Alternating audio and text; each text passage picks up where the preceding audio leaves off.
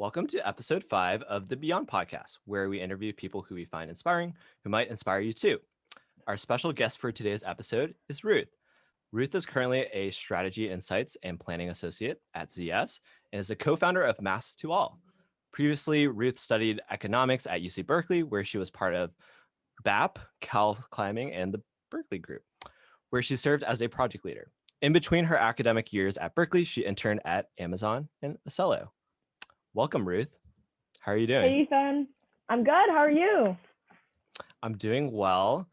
Ruth was my PL project leader for TBG, and she was honestly been like someone I really look up to. So I'm really excited to have her on the podcast. Let's get started. I remember when we were like in TBG, we had like some like check-ins and stuff like that, and you mentioned like why you chose like economics for Berkeley, and I was wondering if you could share a little bit more about like your journey to like pursue economics and do all these amazing things at Berkeley. First, thank you for saying all of that very kind stuff. In terms of selecting economics, I think coming to college, you never really know what you like the most. So if anything, I came into LNS, the College of LNS, like pretty general, not really knowing what I wanted. And I think that comes from that when I don't really know if any kid actually really knows what they want when they're at 18. So I think it really comes from taking a whole breadth of classes and just falling in love with the subject.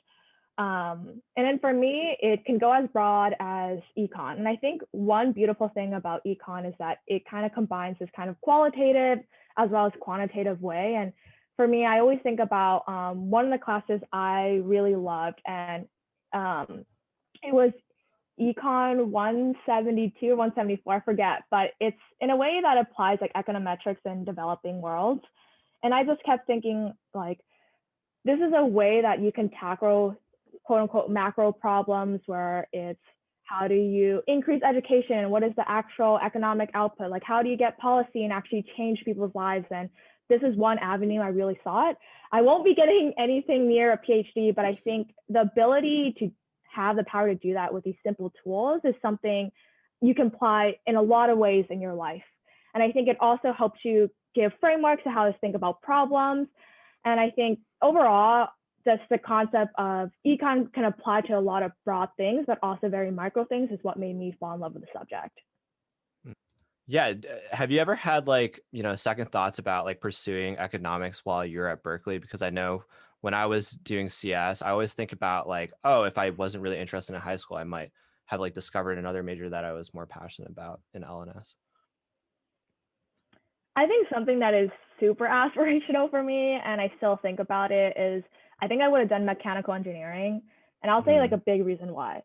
As much as I do love econ, I do kind of have my qualms with it in a sense that it's really nice to like be able to think about concepts in a way like these super broad and nebulous concepts where people ask me like, what does poverty mean? Or what does like XYZ mean? That it's so broad, like how can you quantify or how can you kind of make in bite-sized pieces for people to understand? But one thing I was always kind of envious about is that I can't really create something by hand. I think there's a beauty to CS, or there's a beauty to technical abilities where I think for me, I watch these videos on YouTube all the time where I see how, like I read this concept where this one woman, she created a watch and they had partnered with Microsoft, but they were fixing Parkinson's in a way that they kind of send signals on your nerve endings around your wrist. And it was the first time that woman had ever been able to eat cereal or write her name without shaking. And I think the ability to create something like that is beautiful, where there's other ones where this one guy from Stanford, and I might be misquoting, but he had made this device where you're able to check for malaria in the water or anything along those lines. And it's only 68 cents or pretty much under $1. And that was something that was, a couple tens and 20s of dollars, or maybe even 100 to just do that simple task. And it was able to make it so scalable. And I think that to me, it's quite phenomenal when you have that capabilities, but I don't feel like I have that. So I think about it all the time and thinking about, all right, I'm just going to do it. I'm going to try to take classes online and try to learn how to build things on my own, or at least try to Mhm. like learn coding, because I still think that's very applicable. And I think if anything I noticed in school nowadays is that people do dual majors. And I think, Mm. it's always really nice when you're able to have kind of a more macro concept major and make you think about stuff qualitatively, but also have the technical capacity to build upon that dream. And that's my take on stuff. If I had to kind of go back into college and really try to like what I think would be the most impactful for myself, but this doesn't necessarily apply to everyone. Yeah, I think that's super interesting. I was talking to my brother who is now like doing like a master's in data science, and he is in like consulting as well. And he mentioned something similar along the lines like he wants to like build tangible things. And he's like really like into like building products for like consumers, while like he thought like consulting was a little bit like macro. He wants to be like a little bit, deeper in. And like, yeah, I think that's like super, super interesting. And a lot of my friends have mentioned like they want to like get into engineering like later down in college. And I always tell them like it's never really too late. You can always take like a few CS courses for fun and see where that goes, even if you're a junior or senior. Um, Yeah. but yeah, and I know like we've talked about this before, but I think like one thing that was really helpful when I was talking to you for like college advice or like career advice in general was when I was like recruiting and I was like kind of like really stressed out. And then you mentioned your like experience recruiting in college, and that was like really inspirational for me because it seemed like you really followed your passions and you kind of like found who you were throughout the process and you like stuck to your core values. Can you talk to me a little bit more about like your like mindset when recruiting in such a like a competitive environment as Cal is? Yeah. I'm pretty sure every college student always has some negative experience with recruiting, and I think it's completely fair. But I think for me, the biggest thing is I was never a believer that you had to get some crazy company when you first started out of college. Like I said, when you're 18, you really don't know what you want. I mean, if you're lucky, and I always say this about my sister, she always wanted to be a dentist and she always had one route, and I was always jealous about that, or at least like admired that. For me, I was, my parents, like they had their very small town business. I was like, maybe that's something I'll check out. But the thing about like business or econ is that it's so broad and as broad as it can get. But I think for me, someone had told me once, and it's a shame that I'm blanking out, but I thought it was very insightful, is that the first 2 years don't matter. Mm. And it really doesn't. And you should really use those 2 years to explore what you want. And a lot of people might tell you otherwise, but for me, I took that to heart. And my first year, I was like, all right, I've always wanted to be a camp counselor. So I was a camp counselor for kids with disabilities, as well as at-risk kids who, came from foster homes, and really was spending a week's time with them to give them an experience they don't experience on a daily basis.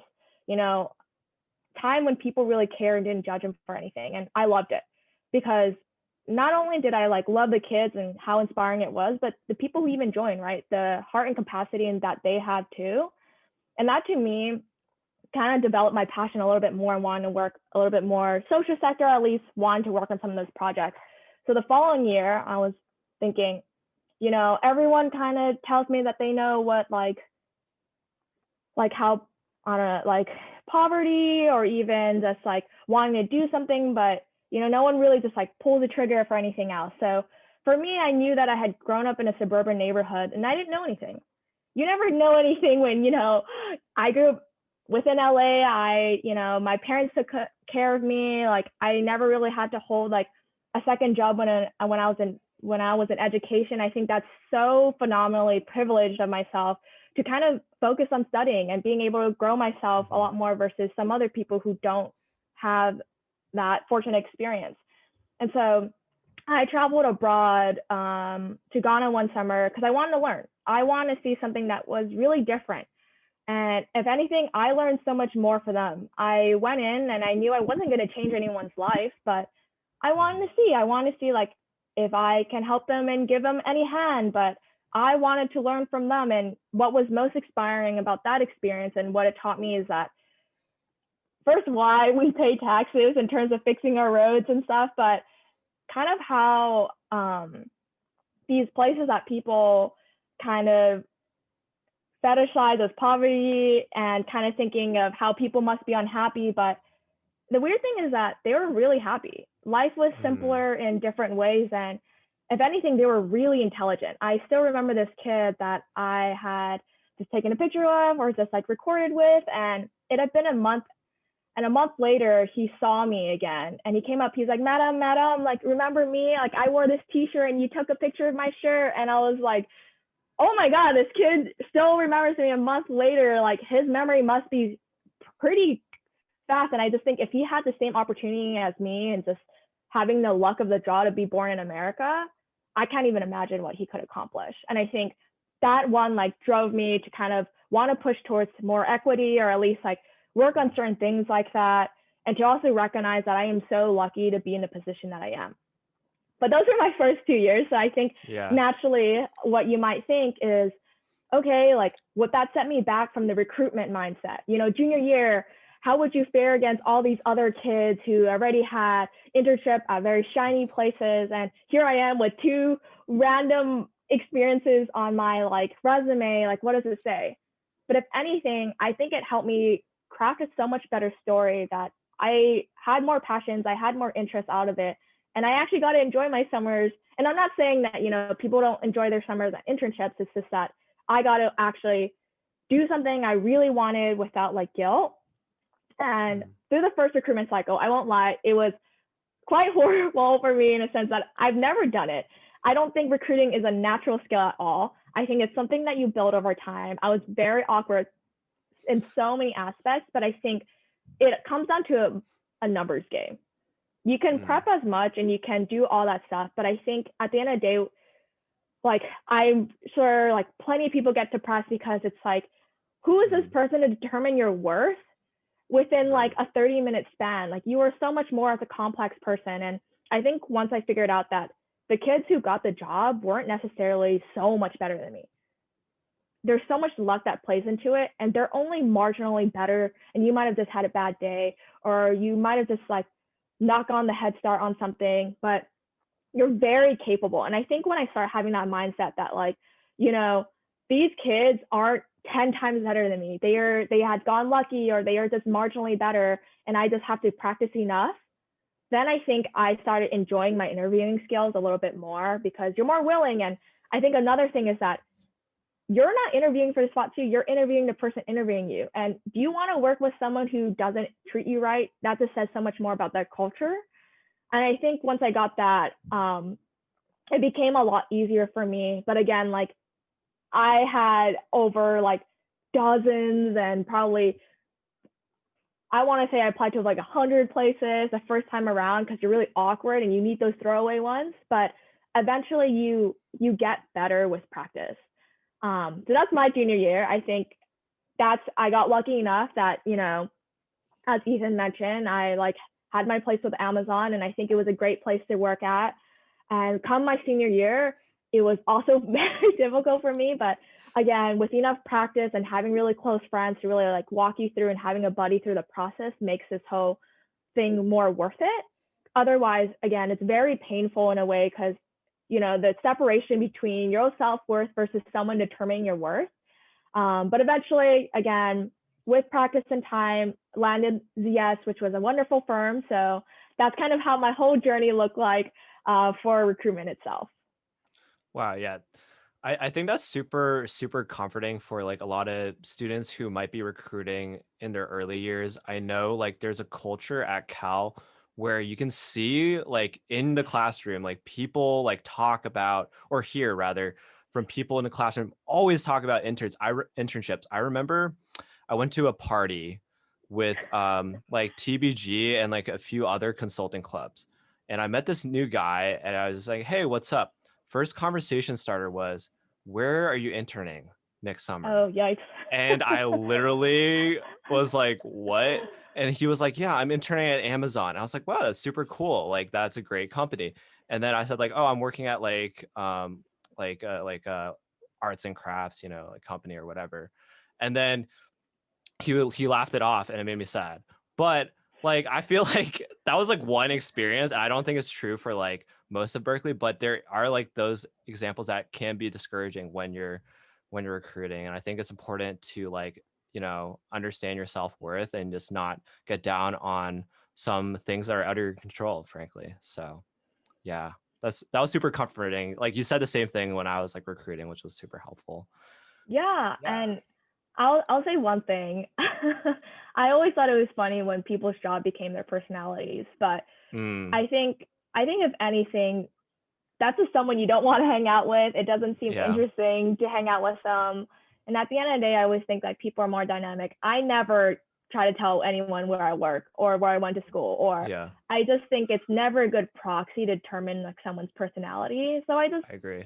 I ask them like what they like to do, and then we talk about that from like music to hiking, and I think that makes someone a lot more fascinating than where do you work. I Yeah. don't know, but that just says more about him and who you want to hang out with. But Mm, I won't be naive to say that like what probably made it easier for me. I still think like there's certain levers that jobs have, especially in business, is like, you know, having a decent GPA when you go into a recruitment mm, cycle, because that's more of a metric that you can determine. And I think from a lot of places, even recruitment, people have told me that that's a better proxy than just kind of some internship. They know it's not completely real for your first two internships, but being able to tell a good story about yourself is even more important. mm-hmm. And I think, if anything, like sometimes business is just people just perpetuate the culture in a way, is because it's already built and it's easy to conversate with someone. And I think it's a lot harder when you try to ask people what they do or who they are. It's just like opening about themselves, and vulnerability is not someone that's something like some people like. So maybe it's just a crutch, but Yeah. I think shouldn't be that's something.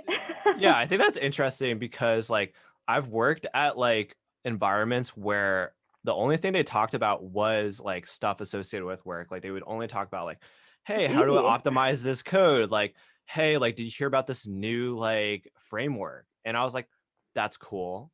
But then like I had an experience, a really great experience, like working at this other company in New York. Mm-hmm. And like when I talked to those coworkers, it kind of opened up my like eyes to like what like a really diverse and like inclusive environment can like benefit like productivity. Like we would talk about like music, like our feelings, and like Important. other things. Yeah, like just talk about like a lot of different things, like our aspirations, you know, the arts and stuff like that. And it was just like super fascinating to have such like a stark contrast from like something I thought was like you know, the status quo for software engineering, like where you only talk about work, where like another like experience where it's like, oh, you can just be yourself. And like that's something I realized was important when I was like recruiting for full time, was to like work in an environment where I could express myself as who I am rather than like kind of put on a mask where I'm just like a coding boy. I'm really happy that you got to be put in that environment, because if anything, um, work after college consumes a lot of your life, and you should be Yeah. happy in the environment that you are, or you're just unhappy 80% of the time. So I'm Yeah. glad.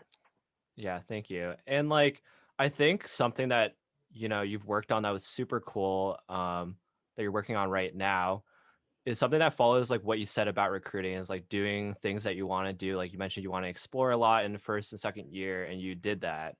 Um like now you started like Masks2All with like some of your close friends, and like how has that been for you, like starting something from scratch and like building an amazing organization that serves so many people and tackles such an important issue, and yeah, it helps so many people. No, I think it always starts off that you never actually know how big something will become.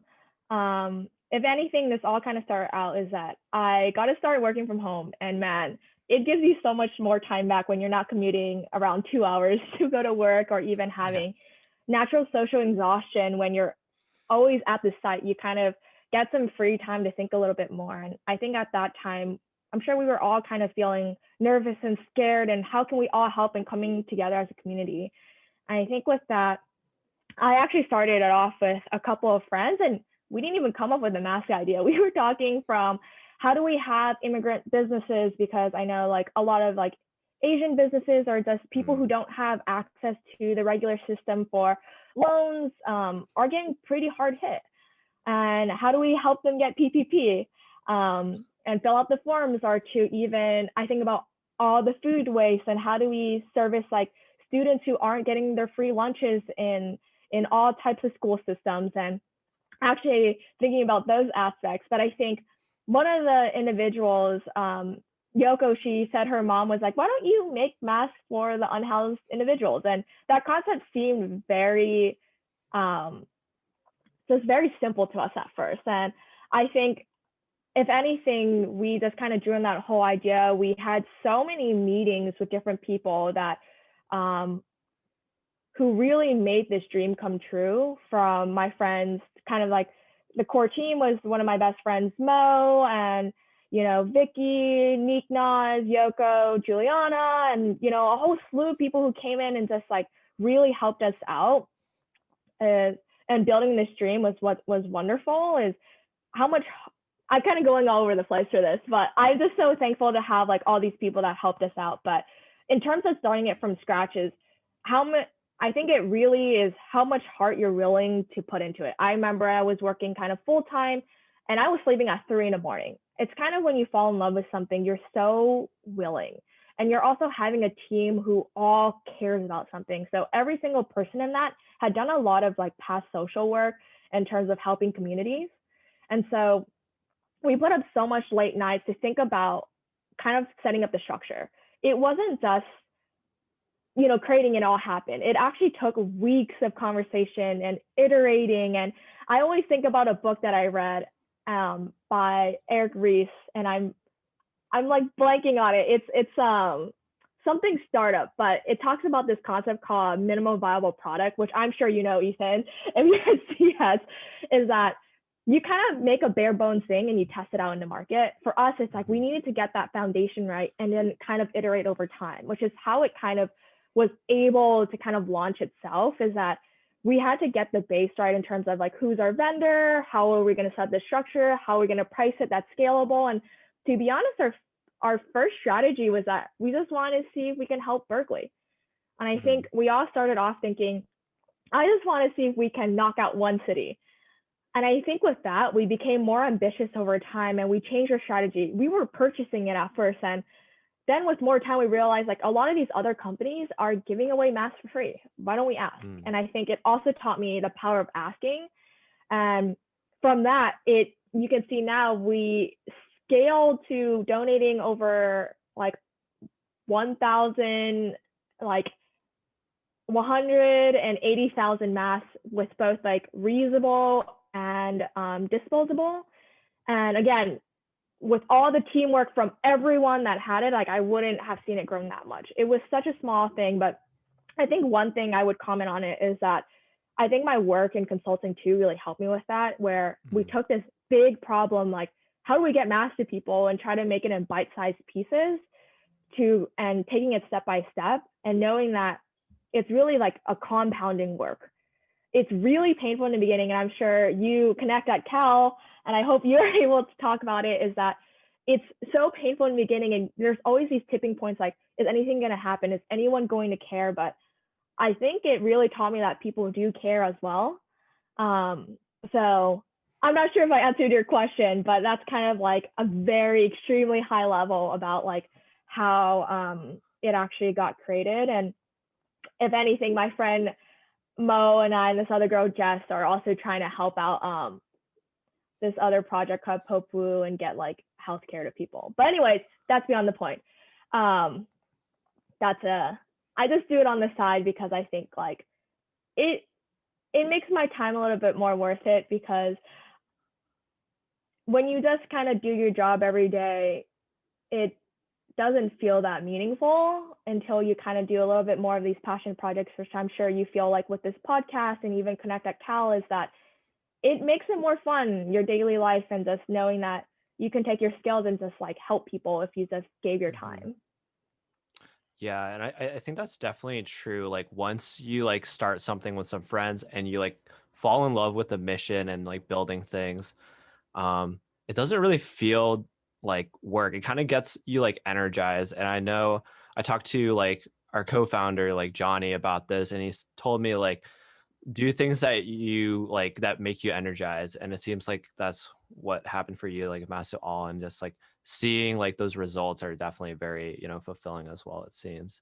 Hmm. um I want to talk about like what you mentioned earlier, like where you said like you had like a really structured plan when you were gonna like for your initial strategy when you were gonna tackle like one city at a time for Berkeley. And I think that applies to like a lot of things as well. I think like in like Silicon Valley or like the tech space, there's like this mantra where it's like move fast and break things. And like honestly, my personal opinion is like I don't really love it. Like that's not something that's necessarily helpful for like a lot of different like things that you're working on. Um, so like for me personally, whenever we're building things in Connect at Cal, there's a lot of like sensitive information that could be like passed around in terms of like request forms. Like people could be asking about like mental health issues, like some of their health issues, et cetera, et cetera. Hmm. And we like took like 3 months to really like build it out to ensure that we protect like users' privacies and ensure that we don't like misdirect people. Like, that was something that we really cared about. And I was curious about like your thoughts on that mantra, like move fast and break things. Like, do you like think like for like nonprofits, especially, like what is the best way to like roll something out? Especially when you're starting and you're starting to like help small groups of people first. Like, what's the best way to roll out? I think that's a great question. I I think it takes a lot. I can't speak for all nonprofits. Maybe I'll just speak for the one that my friends and I were able to create. Is that you really need a strong foundation. Mm, Um, Maybe not that you're doing it every single detail. Like I would say that at the very beginning when we were talking, we were thinking like, who's our main vendor? Who should we actually connect with? And we always talk about this funny story of how we were going to purchase masks for $7 a piece or $5 a piece when it was a hot commodity, and we were having this like model where we want to support local businesses and also donate, but in order to support local businesses, you have to give them some margin, and there's like kind of a middleman in between those. But we realized that's not scalable. And even with like launching, right, the GoFundMe, like we had to create all the marketing materials for it, and we have to think about what's an effective launch. We do a lot of like prior research to create a sufficient base, and to even just reach out to nonprofits and like build our credibility first, right? Like I think about what would make someone donate to us. What makes us differentiated from other like mass donating or distributing ones on the market? What actually like solves an unmet need? And I think it actually took a month of thinking. It's not that, we want to donate masks. Sure, you can do that. You can purchase a couple, but if you want to scale, you have to think about a lot of different aspects from, what is sourcing to distribution to how are you going to set up, team meetings to even just getting like donation or big funds or like all of these things. You have to have some baseline foundation. I won't say that we got super nitpicky because, as we scaled to even SF, you change. We weren't purchasing anymore. We were asking, and it's all different. And that's where you can be flexible. But I think at the crux of it, we never really changed like our big thing. And again, where we're at now is that we're slowing down a lot more, and we're not staying forever. We were here to kind of help like an unmet need at the time, but maybe it's different for companies, but and maybe long-term type of nonprofits. But for us, it's when you're a new thing, how do you get people to trust you? Is that you have to build a lot of credibility. You need to like pressure test a lot of your ideas. That when someone asks you like, why do I want to donate a high sum of money to you? You have a mm, real reason to give them. Why should we donate to you versus another nonprofit that's doing it? It's because we deliver XYZ, because we're thinking it through. So, for instance, the main value proposition that we had is that we wanted to give 2 disposable masks and we wanted to give a sanitation handout. It doesn't matter if you give someone disposable masks once. It doesn't mean anything. It's not going to protect them. But you give them something reusable, they can wash it, they can use it over extended time. And if you give them, but how do they do that? So you complement it with, CDC guidelines on how to be safe and where are the local like hand washing stations, right? Like these unhoused individuals are either living outside or in shelters. Like how can they get to the nearest sanitation center to kind of keep themselves protected. And so we were trying to think of like a holistic situation versus I'm just going to give out free stuff. It's like, no, I want to give out items that will actually be helpful to them. I want to partner with partners who know how to talk to them. Like for us, we weren't donating to unhoused individuals by ourselves. One, obviously capacity, but two, we don't have that relationships with these individuals. These individuals, like, they've kind of been a part of a system that's failed them. They're not going to trust everyone. People keep thinking, and I learned this, is that just because you donate something to someone, they don't owe you anything. They don't have to take what you give them. There are people too. And actually, these people have kind of been hurt over time, or, again, like I said, the system has failed them, is that you want them to receive stuff from organizations they trust. And so having these nonprofits donate to them directly instead, they're more willing to take it. They're more willing to listen versus I'm some random person. I've never built a relationship. Like, who am I to say you need this or it will be helpful for you, right? They're not just charity cases. They're real people. And, that's kind of some stuff. But essentially what I'm trying to say is that your beginning has to have a pretty strong foundation. But you should always be flexible with your plans for different things on how to scale. So maybe that slightly answers of like move fast, break things. I don't know if that's necessarily true, but maybe there is some component in a sense that don't be afraid to be flexible when you start growing and there's all those growing pains. Yeah, that's a good point about like the growing pains part of things, and like what you mentioned about like they don't owe you anything for like when you donate. And I think like those like lessons are like very hard to learn at sometimes. And I had a question for you, like dealing with those types of, growing pains. Do you ever take it personally? And like, how do you deal with those types of like feedback, and how do you, overcome, I guess, the emotional side of things, if at all? So growing pains as in like team dynamics, or in terms of like working with the clientele that you want to work with, or? I think it's like both sides of things, like in terms of like working with a team, right? As you expand, there are probably going to be like some like clashes in personality or whatever. Or like on the other hand, is other side of things, like if you're like helping people, maybe they don't want to accept your help and they give you some constructive feedback, it might be hard to take. Like, how do you, I guess, overcome like the initial emotional side of things, and like, if any? I think that's an excellent question. I think we, again, weren't directly working with the unhoused individuals. We were working with more of the nonprofits, and they were just like very helpful. We were just donating. I think it comes more with team dynamic.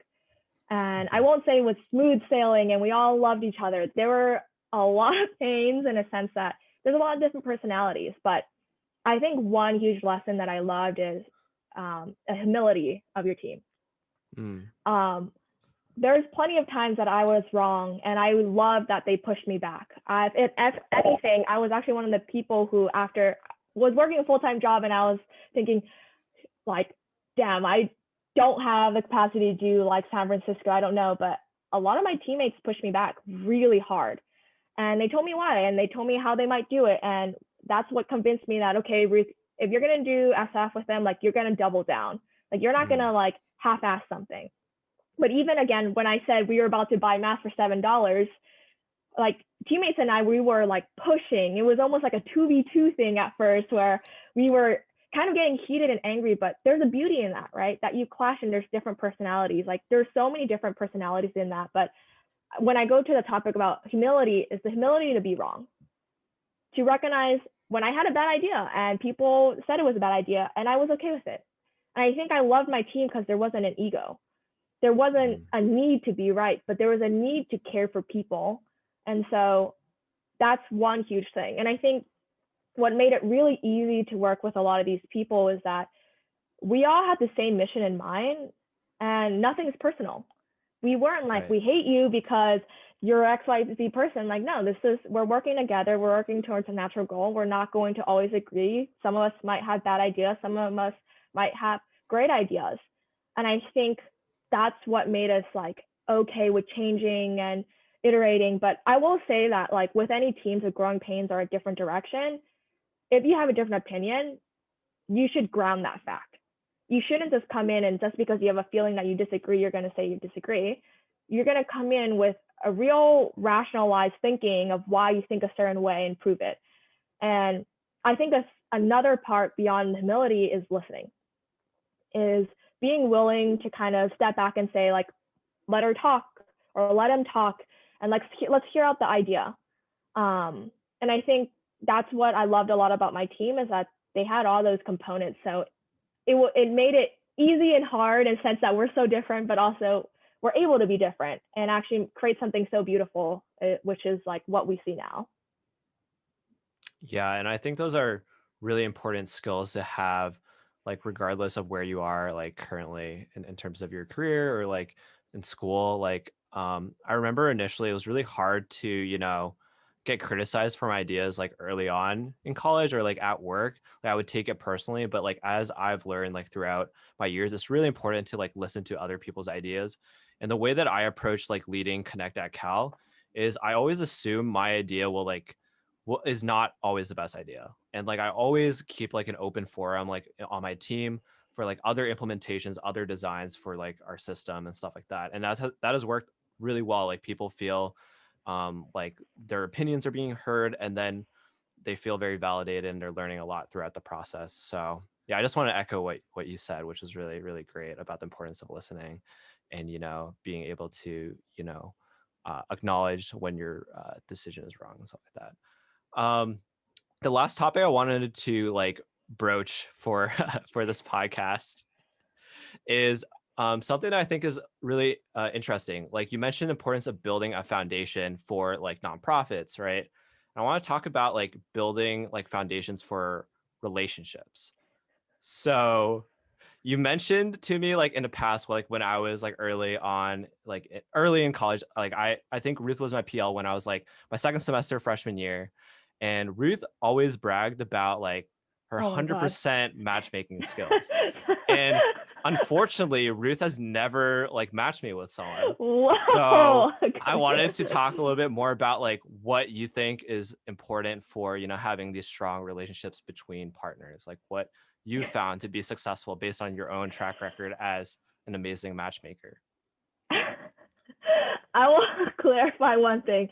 This started off with one of my like really good friends, Vicky, and I were really bored in college, so we used to just set up friends with each other, and we definitely don't do them now. And we just said it just because like we were just like really bored. We did set up some relationships, and but anyways, to answer your question for that is, I think I'll take a step back in saying what I think is important in terms of like relationships. I will not say I'm an expert at all. I think if anything, it was definitely a huge joke. Is that I think it is very important to date someone who treats you right. And I will say another thing is to date to kind of know what you want. And what I mean by that is that, and this might not apply to everyone. I always say that a lot of what I say might not apply to everyone, but this is my take on it. So there's a lot of disclaimers on stuff. Is that, again, you don't really know what you want. You can guess all these things, like you want someone who's funny, you want someone who's intelligent, you want someone who, there's baseline criteria that you want in a person. But in terms of what you really want, it takes time. It comes, like the first job, you're not going to love it. You think this beautiful crafted idea that this is the perfect person, or this is the perfect job, or this is the perfect whatever, but it's different when you're in one. But I think the baseline is that the person treats you right. If anything, I had different friends always in like all these poor relationships, but I always said like the next person you get it set up right. And I always use one of these examples. I won't name names. Is that Vicky and I had set her up, and she had been in pretty terrible relationships in the past, and she never really knew her self-worth. And I'm not saying that you need to date someone to find your self-worth, but dating someone who treats you really poorly makes you question your self-worth. And for her, I remember her saying like, oh, this person wants to hang out with me, or they're texting me back. I was like, that's baseline stuff. You shouldn't be thankful for someone else, the next person you date, for doing that to you. And it made me really sad. And so we set her up with this one guy, amazing guy, who was one of my really good friends. And I thought they're pretty similar in values. Like, why not check it out? I never thought that they would end up with each other long term or anything, but I thought he's going to treat her right, whether or not they end up with each other. At least she knows what dating a good guy means. And it could apply for boys too, what dating a good girl means and what it means to kind of have someone respect you too. And so hopefully the next person you date, that's your baseline. It's no longer this wonderful thing that is happening, but it is something you deserve always, with someone to respect you, to care about you, and pretty much like not make you feel terrible about yourself. And funny enough, they're still dating now. It's been like almost 3 years for them. And so cute. Whether or not they end up with each other, the next person or whoever she dates, she'll know that like she deserves a certain amount, if not the world. But in terms of like building strong relationships, I think you kind of, again, with this concept of dating around, I think I dated like different types of people, and it really made me realize what I didn't want in a relationship and what I really wanted in a relationship. One thing I always make fun of, and I always said, is like, the person has to think I'm objectively or subjectively funny, and and they just need to laugh at my jokes and feed my ego, whatever. Not necessarily true, because now I realize I really want a guy who's like equally funny, or like at least has the same type of humor, because that is such a big component of either my personality or what I value in people. I also really wanted them to, be able to talk about, certain types of subjects or a whole breadth of things, because I realized for me, like, I don't really care about like doing all these crazy things, but I like really value a good-hearted conversation. I think it really means the world when I can talk for hours with someone that is beyond like the latest thing that I bought or whatever. And not to say that is like a bad thing from people, but it's just like I realize like I get like bored pretty easily as a person, that I want to talk about these super abstract like things. And I'm not saying I'm an abstract person, but it's kind of fun to play puzzles in your head with someone. And I think another thing is that I realize in a really healthy relationship is to talk through things. I think people always say that you should never change for someone. And I don't think you should compromise your values, but you'll have differences with people. And I think when you're able to talk them through and really share what you value in a relationship, what they value, and kind of find a compromise. Like for me, I think we talk about the 5 love languages, and Ethan and my whole like team that I had at TVG would speak to this. I made them take this 5 love languages test. For me, it's acts of service is like the top one, meaning it means the world when someone kind of does this, like I'm always super busy or something, and they do something really simple for me, whether it be, like help me. I'm trying to think of something that's terrible. Let's say I didn't wash the dishes, and someone is kind enough to wash the dishes for me and didn't have to ask me about it and just did it. And I think it's them caring about me to do that. But if it's for someone else, let's say his main one is like quality time. It means I should really put away my phone and like sit and like talk to him and like actually share those like uninterrupted moments with him. Or it could be different, if his was physical touch, then maybe you kind of put your hat, like you give him a hug from now and then, and kind of like showcase that you are making that effort for them. And really it comes down to like communication and trust and all of that, and like talking things through. That really makes a difference with like different foundations for relationships that I've seen myself. But that's more into the relationship. But like selecting your partner into there, you kind of have a baseline. You kind of like date different people, and you realize like what traits are most important to you. But at the end of the day, I think like not a lot of people agree with this, but I think like you can fall in love with a lot of people, and a lot of people can be perfect for you. But and I learned that from my friend when he said it, kind of blew my mind, because I think we're always on this one track mind thinking we romanticize a lot of what we're in movies. Is like there's this one person and you have this huge spark and you fall in love and they're great. But I think it's actually, he said to me, he's like, I think I could fall in love with a lot of people. I was like, what the? That's like blasphemy. He's like, no, there's plenty of wonderful people in this world, but what changes is when you grow with a person. So there's that initial point that you meet them and it feels amazing.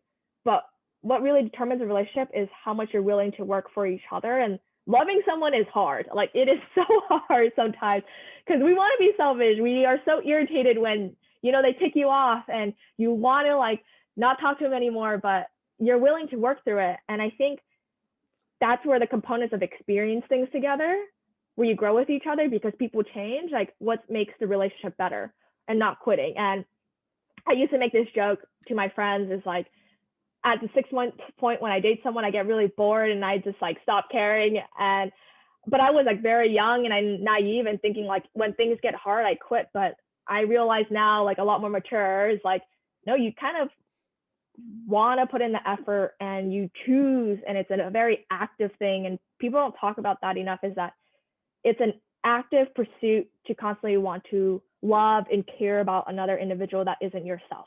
It's easy to quit and like them for a little bit, and when it gets hard, to find something else and get like re-stimulated when you're in the chase or when you're early part of your relationship. But now when I'm like dating this one guy for a year and a half now, which is the longest I've ever been in a relationship, he's like taught me so much. But also just watching other people is like, you actively have to do things and want to care and want to love and want to just kind of, I won't say the word compromise, but like just kind of find, like, again, I don't know where I'm trying to go with this, but essentially it's work. But at the end of the day, the crux of it is like, we have the same values, we can communicate, and we're willing to put in the work to make like a good relationship. Whether or not I will like end up with this person, but it's taught me like into my next relationships or any relationships that I'm in, those are some of the key qualities that I need to do and have to do to have like a functional relationship.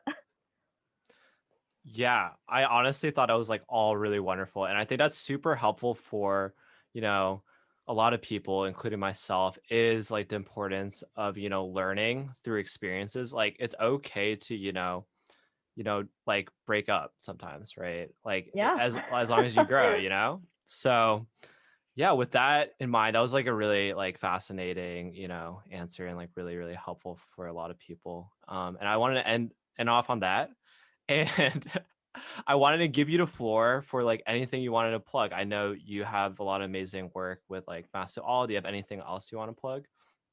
I don't know if there's much else to want to plug, but this has been really amazing, Ethan. I really think what you're doing right here is very, very thoughtful, especially for anyone who wants to listen, but even just like catching up with your friends and just learning and opening your mind to different concepts. I think that's something that we should all do more, and I'd love to do more. And I can't wait for more of your podcasts to come up and listen to what you're learning and all the fascinating people that you know. Yeah, thank you so much, and hope you have a great rest of the day. All right.